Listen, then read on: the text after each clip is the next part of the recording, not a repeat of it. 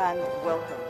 I'm Bimbo Luede. Tonight, President Muhammadu Buhari gives yet another commitment to the defeat of Boko Haram, says government has done well. Gabon kicks out some young Nigerians from their country. The deportees say they were wrongly treated. Internally displaced persons living in Abuja face ejection from their present location. National Human Rights Commission assures of their safety. And the United Nations finally adopts a resolution aimed at identifying those behind chemical weapons attacks in Syria. On Business News tonight, Nigeria's Central Bank Governor Godwin Emefiele says foreign exchange control policies are already yielding results.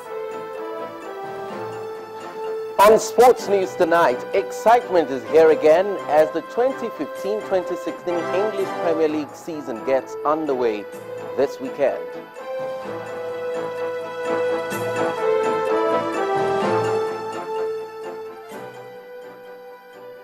The President has vowed to restore normalcy to Nigeria as he strives to provide the necessary support needed to meet the operational and logistic needs of the military in the fight against insurgency. President Muhammadu Buhari was speaking at the graduation of the course 23 of the National War College of Nigeria, where he praised the sacrifices of the soldiers and commiserated with the victims of the terrorism in the country. The President charged the graduating students to brace up for the challenges ahead. The President is here as a guest to honor the course 23 participants of the National Defense College of Nigeria.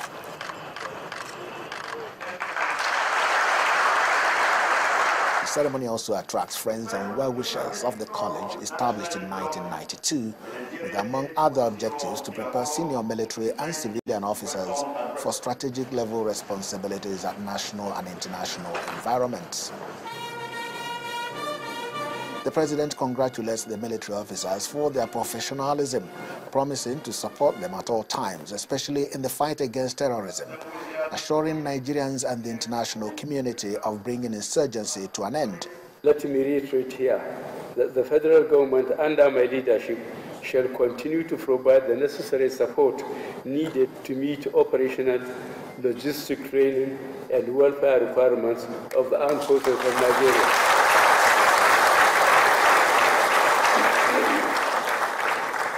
I seize this opportunity to salute the sacrifices of our servicemen and women in the fight against terrorism and insurgency. I also condole and commiserate with victims of terrorism and insurgency in Nigeria. May I use this opportunity to assure Nigerians and the international community that we have the will, resolve, and conviction to end these threats to our national life. The President describes as unacceptable Nigeria's current overdependence on other countries for critical military equipment and logistics. Highlight of the ceremony that happened here is the conferment of the Fellow of the Defense College on the 159 participants, a fellowship that qualifies them to pursue any postgraduate study with affiliate university, the University of Ibadan. They file out one after the other to receive their certificate, here presented by the guest of honor and Commander-in-Chief.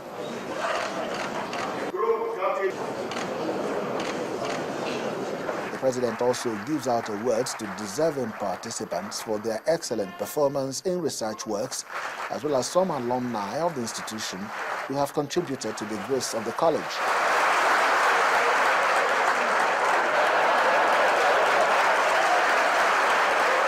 He, in turn, receives an award for integrity from the Permanent Secretary in the Ministry of Defense.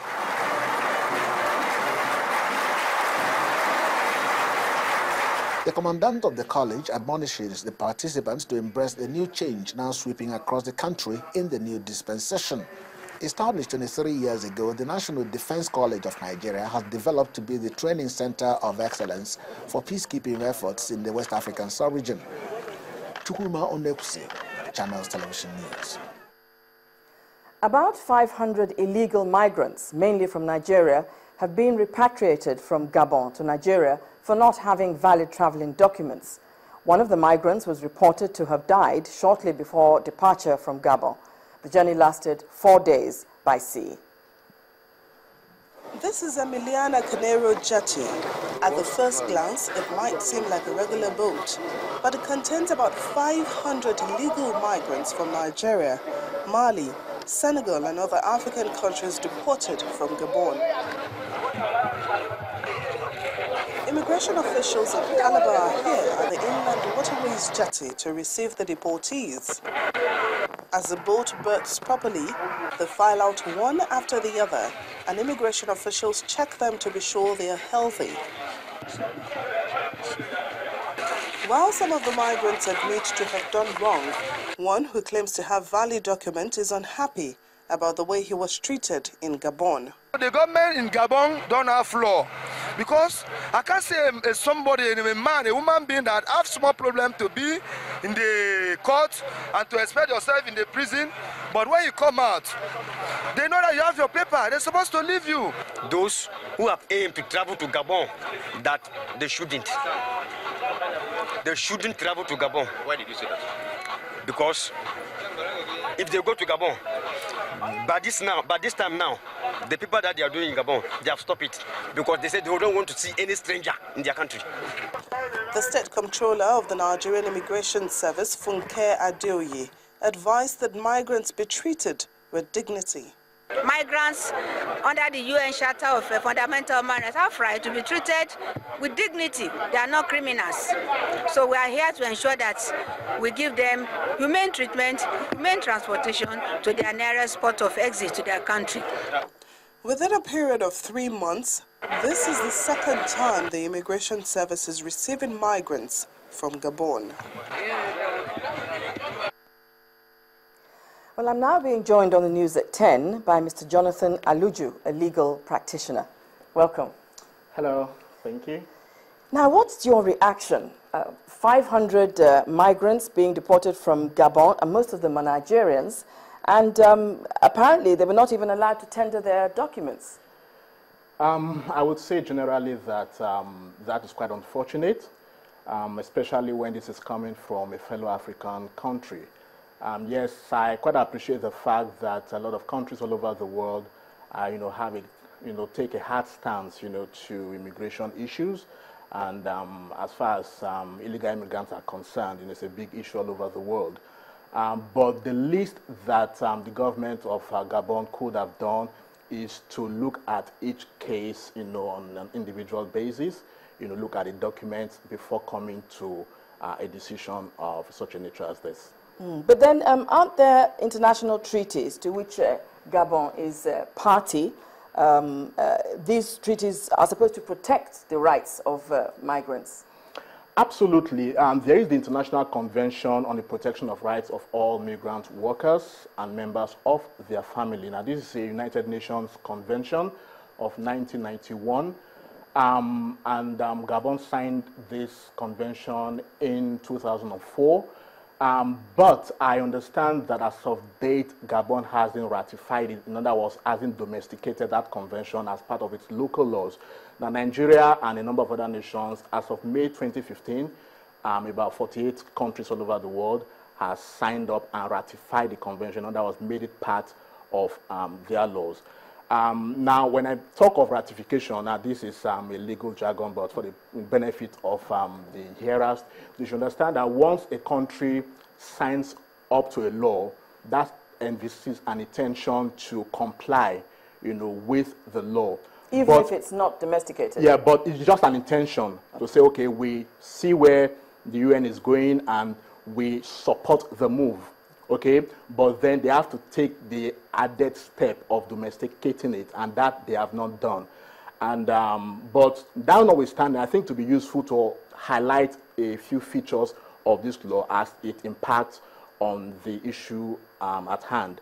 Now, the law, or the convention rather, actually have 4 major highlights. One is that it proscribes any act of collective or mass deportation. Which okay, this is. Which is what has happened. Yeah. Okay, it seeks to ensure that you look at each case individually on its merit, look at available documents before coming to a decision. So it clearly proscribes mass or collective deportation, and also obliges the government, imposes a duty on the government to give reasons for the proposed deportation, okay, and also to give notice. So there is a process, involved in all of this. So you give reasons and the notice, of deporting the said individual, and of course, the fact that that has been done, looking at the documents, you can change your mind, and also the deportee or the proposed deportee, should have the assistance of diplomatic or the consular representative in that country. Now, what about legal representation? Because according to that report, some of the deportees complained that they didn't have access to any legal representation. Yeah, and I think that is what the convention also seeks to achieve, because you should give opportunity for the proposed deportee to look at the case in hand. Of course, you should have given the reasons, advanced reasons why you intend to deport him. And of course, he should have access to the consular representative in that country, and where need be, get legal representative, to be able to do that. All right. But then I must quickly add, now, whilst we are speaking about this in general terms, and from this perspective of Nigerian law, I must say that the local laws of Gabon, would have a great role to play, in issues of this nature. Of course, we know that they've not signed up to the law and to the convention, but there may be specific laws in the country now, which applies. What about here? What would the options now be for these people that have been deported? I think that goes back to what I was just trying to speak about, which is the local laws, because the local laws that apply to the citizens of Gabon should also apply to immigrants that live in Gabon, okay? And if we are to look at Nigerian law as it is, and I think that should be of almost general application all over, at least Africa and the world, in relation to persons who you deem have committed an offense. A basic principle of criminal law is that every accused person is deemed innocent unless proven otherwise. All right. So by law, if you're going to charge, if you're going to prosecute someone, the maximum allowed under Nigerian law is 48 hours in detention, all right, following which you take them to court for prosecution. Now, if they've not done that, and that is a breach of the law over there, then there can be a case against the Gabon government. All right. Thank you very, very much for joining us on the news at 10 and enlightening us about this.